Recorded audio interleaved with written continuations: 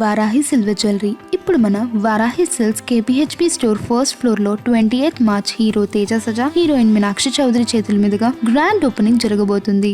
నమస్తే, welcome to UTV. నేను Janaki. Private travels బస్సుల రహదారులపై తిరుగుతున్న మృత్యు శకటాల, మొన్న కర్నూలు, నేడు మార్కాపురం సజీవ దహనమవుతున్న సామాన్యులు, పక్క రాష్ట్రాల్లో రిజిస్ట్రేషన్లు, ఇక్కడ ప్రాణాలతో చెలగాటాలు, వీడియో కాల్లోనే పర్మిట్లు, చూసి చూడనట్లు వ్యవహరిస్తున్న అధికారులు, ఎన్నో ఆశలు, మరెన్నో ఆశయాలు, రేపటి జీవితం కోసం పరితపిస్తూ కుటుంబం కోసం పోరాడుతూ సాగించే ప్రయాణం అదే. కానీ చేయని తప్పుకు కొందరు మసిబొగ్గవుతున్నారు. కళ్ల ముందే భార్య పిల్లలు అగ్నికి ఆహుతవుతుంటే ఏం చేయలేని నిస్సహాయతతో బోరున విలపించడం తప్ప ఏం మిగలడం లేదు.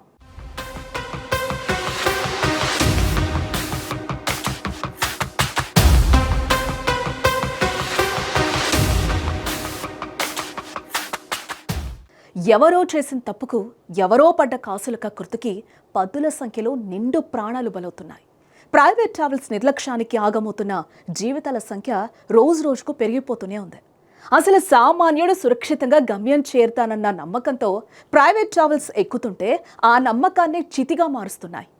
వరుసగా జరుగుతున్న అగ్ని ప్రమాదాలు చూస్తుంటే ఇవి రహదారిపై నడిచే వాహనాలా లేక మృత్యు శకటాలా అనిపిస్తోంది. గమ్యం చేరుస్తాయని నమ్మెక్కితే అది సగంలోని చితిగా మారుతోంది.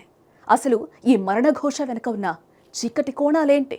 నిత్య ప్రమాదాలకు కారణమేంటి?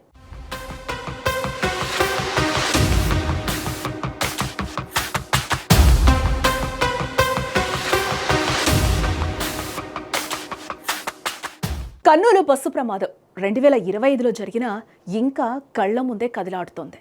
ఆ ప్రమాదం జరిగి 6 నెలలు జరుగుతున్నా ప్రయాణికులు పెట్టిన ఆర్తనాదాలు, వారి కుటుంబ సభ్యుల రోదనలు ఇంకా చెవిలో మారుమోగుతూనే ఉన్నాయి.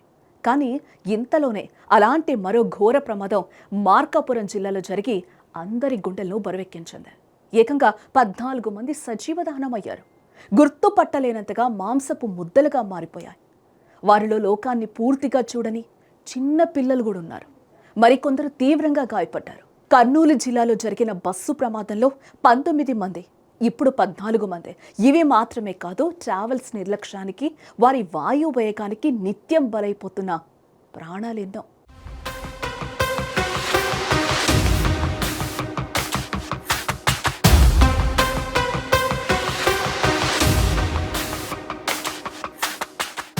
కొంతమంది ప్రైవేట్ ట్రావెల్స్ వారికి ప్రయాణికుల భద్రత అవసరం లేదు. వారి ప్రాణాలు, కుటుంబాల కోసం ఆలోచనే లేదు.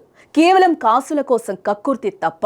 అందుకోసం ఎంతకైనా దిగజారుతారు. ఇలాంటి ప్రమాదాలు జరిగే సమయంలో అధికారులు హడావిడి తప్ప మిగతా సమయంలో పర్యవేక్షణ లేకపోవడం, వారి ఆగడాలకు అడ్డు అదుపు లేకుండా పోతోంది.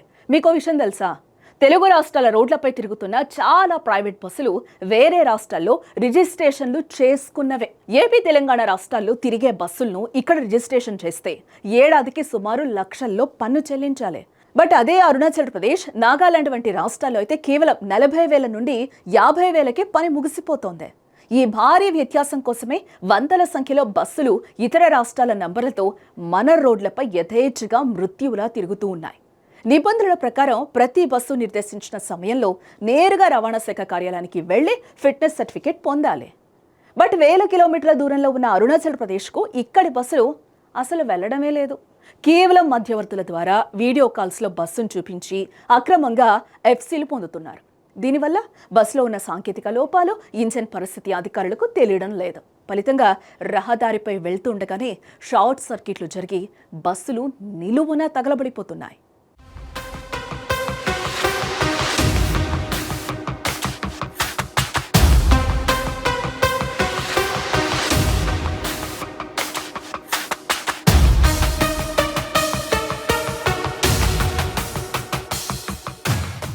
ఇప్పుడు మార్కాపురం జిల్లాలో ప్రమాదానికి గురైన హరికృష్ణ ట్రావెల్స్ బస్సుది కూడా అదే పరిస్థితి.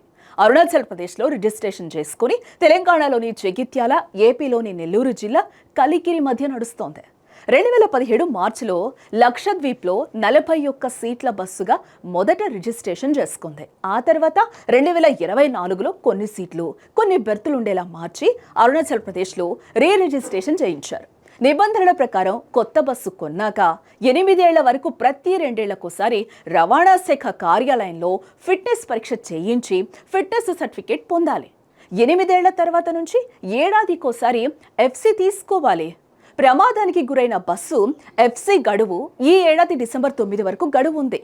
అంటే గత ఏడాది డిసెంబర్ 8న అరుణాచల్ ప్రదేశ్ వెళ్లి ఫిట్నెస్ పరీక్ష చేయిస్తేనే ఎఫ్సి ఇస్తారు. బట్ ఈ బస్సు అరుణాచల్ ప్రదేశ్ వెళ్ళిందా అనేది ఇక్కడ క్లారిటీ లేదు. చాలా బస్సులు దూరం కారణంగా అక్కడికి వెళ్లకుండానే మధ్యవర్తుల ద్వారానో వీడియో కాల్లోనో అక్కడి రవాణా అధికారులు చూసి ఎఫ్సి ఇచ్చేస్తారు.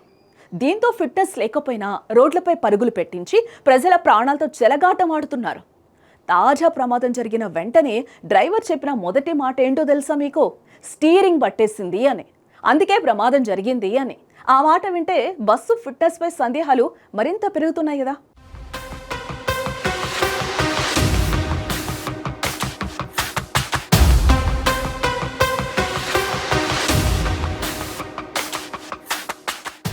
ఇలాంటి ప్రమాదాలు ఇంకెన్ని చూడాలి? వ్యవస్థలోని లొసుగులను అడ్డం పెట్టుకుని యజమానులు ప్రాణాలతో చెలగాటమాడుతుంటే నిఘా పెట్టాల్సిన అధికారులు ఏం చేస్తున్నారు? తనిఖీలు కేవలం మొక్కుబడిగా పండుగల సమయంలోనే ఎందుకు పరిమితమవుతున్నాయి? యజమానుల ధనదాహం, అధికారుల ఉదాసీనత కలిసి సామాన్యుడి ప్రయాణాన్ని నరకప్రాయం చేస్తున్నాయి. ఇప్పటికైనా ప్రభుత్వం స్పందించాలి. ఇతర రాష్ట్రాల రిజిస్ట్రేషన్ పేరుతో సాగుతున్న ఈ భారీ స్కామ్ను అరికట్టాలి. లేదంటే మరిన్ని ప్రాణాలు గాల్లో కలవడం మాత్రం ఖాయం. ఈ మరణఘోష ఆగి సామాన్యుడికి భరోసా లభించే రోజు ఎప్పుడొస్తుంది? మరి మీరేమంటారో కామెంట్ చేయండి.